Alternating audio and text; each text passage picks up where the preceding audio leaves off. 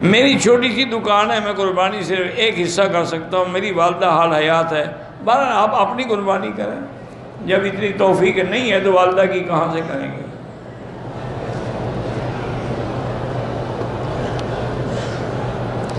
میرے والد فوت ہو گئے، وراثت کی تقسیم میں تکلیف ہو رہی ہے، 2 رکعت نماز پڑھ کے اللہ سے دعا مانگیں۔ احرام کی حالت میں بھی عورت کپڑا آگے لٹکا کر رکھے، باندھنے کی ضرورت نہیں ہے۔ ہمارے پاکستان میں رسم کلخانی ہے، بالکل حرام ہے، ناجائز ہے۔ تعزیت یہی ہے کہ مرنے والے کے گھر میں جائیں اور کہیں عظم اللہ اجرکم انا للہ و انا الیہ راجعون۔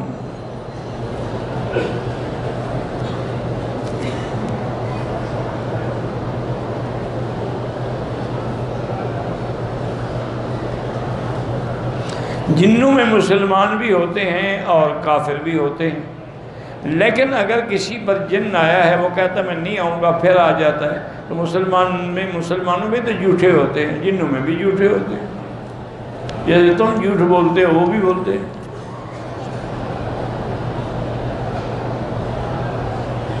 جنوں کا اثر وہ آیت الکرسی پڑھی جائے، بالکل پڑھی جائے، ٹھیک ہوں تب بھی پڑھا کریں۔ عمرے میں بس نیت اور طواف فرض ہے۔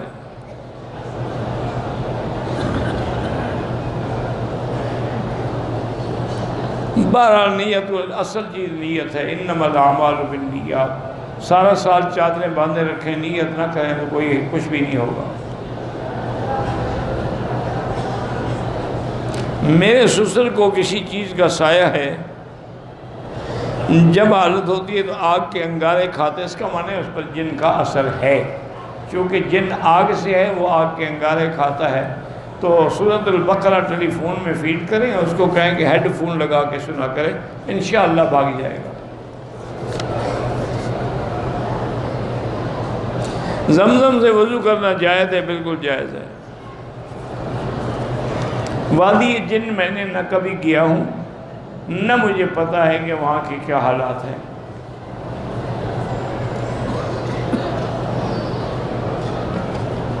جو لوگ ہمارے فوت ہوں ان کے لیے عمرہ کریں، طواف کریں۔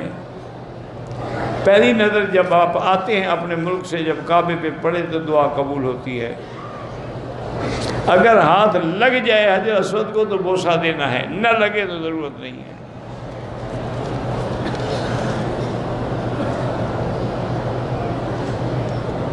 بہرحال پورا مکہ جو ہے نا وہ حرم ہے۔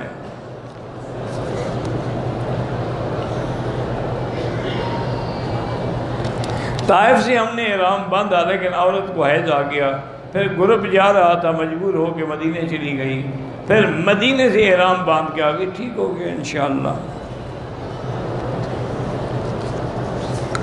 دیکھیں نا میری بیٹی، ایک بات کا خیال رکھا، عورت کو اندازہ ہوتا ہے کہ اب میرے ایام حیض شروع ہونے والے ہیں، تو ایسی حالات میں پھر طائف جانے کی ضرورت ہی نہیں تھی۔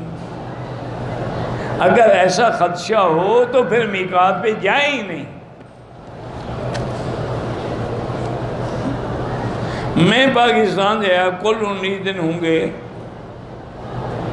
پتہ نہیں کہ مروہ پر 2 رکعت نفل پڑھنے کے ہوٹل کی غلطی سے احرام اتاری، بلیڈ سر پہ مارا، کوئی دم نہیں، ٹھیک ہے آپ نے سر پہ بلیڈ مارا ہے تو اچھا ہے، بس باقی مروہ پہ 2 رکعت پڑھنا کوئی ضروری نہیں ہوتا۔ حرم پاک کے باہر جو شورما اور جوس وغیرہ ہیں کھانا چاہیے، صدقہ نہ کھائیں تو بہتر ہے، صدقہ دینے والے بنیں، کھانے والے نہ بنیں۔ حضور کی حدیث ہے کہ الید العلیٰ خیر من الید السفلیٰ، اوپر والا ہاتھ جو ہے نیچے والے سے بہتر ہے۔ میرے دل میں وسوسے آتے ہیں، لا حول پڑھا کریں۔ جو پانی ہمیں ایئرپورٹ پہ ملتا ہے اس کے علاوہ ہم اگر اپنے سامان میں لے جائیں تب بھی کوئی بات نہیں۔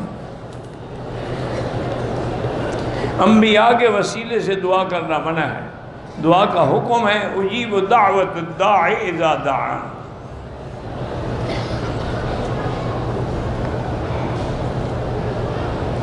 خانہ کعبے کی چھت کے اوپر کوئی پرندہ نہیں گزر سکتا، یہ کس سے کہانیاں ہیں، حقیقت کوئی نہیں۔ کئی پرندے گزر جاتے، بلکہ جب پرندہ بیمار ہو تو چھت پہ آ کے بیٹھتا ہے۔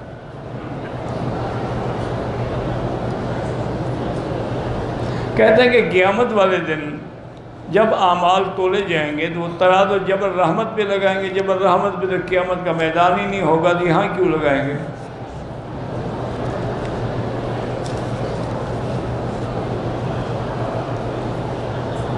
میں ملازم ہوں، گورنمنٹ کا زیادہ کام نہیں دیتی، چلو وہ نہ لیں، لیکن آپ اپنا ٹائم پورا دیں۔ اللہ سب کے بچوں کو صالح بنائے، عالم بنائے، اللہ والدین پہ رحمتیں فرمائے۔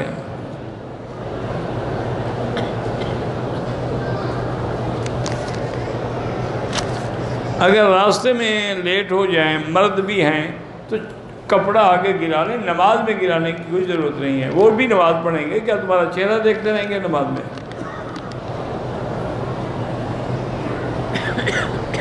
طواف کرتے ہوئے پردہ جو ہے گرا لیا اگر آگے، چونکہ یہاں آدمی ہوتے ہیں ہر وقت، لیکن باندھیں نہیں، نقاب نہ باندھیں۔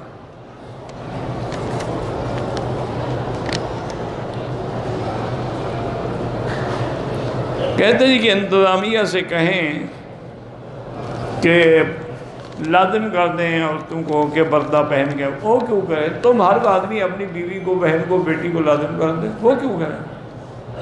بیٹی، بیوی، بہن تمہاری ہے، آرڈر حکومت کرے، تم نہیں کر سکتے ہو تو وہ کیا کریں گے بیچارے؟ ایک آدمی ڈنڈا لے کے کھڑا ہو جائے، پھر کہیں گے آنے نہیں دیتے۔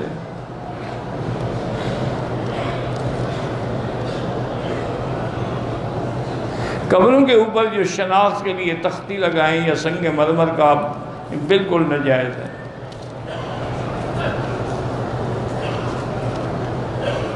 میں پاکستان سے دبئی آیا، دبئی سے جدہ آیا، جدہ میں آ کے احرام باندھا، دم دے دیا، ٹھیک کیا، بس۔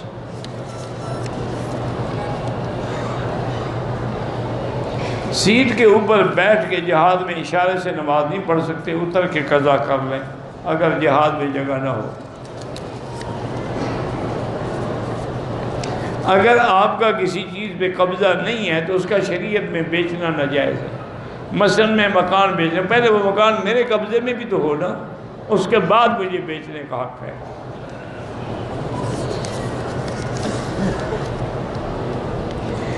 مسجد عائشہ سے احرام افضل ہے یا طائف سے؟ چونکہ طائف تو میقات ہے، مسجد عائشہ تو ہل ہے، میقات تو نہیں ہے۔